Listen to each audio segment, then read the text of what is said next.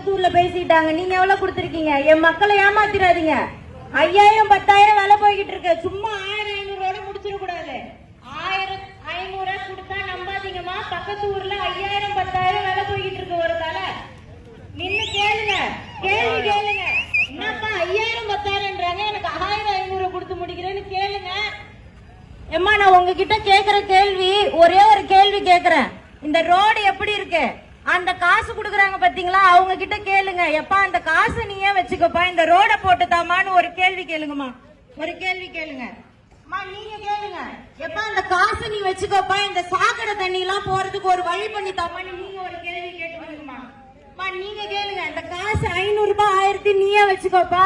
எங்க வீட்டுக்கு நல்ல குடி தண்ணி வேணும்பா. தெரு தெருவா நான் போய் குடிக்க முடியலப்பா. வீட்டுக்கு வர மாதிரி நல்ல தண்ணி கொடுப்பான்னு ஒரு கேள்வி கேளு.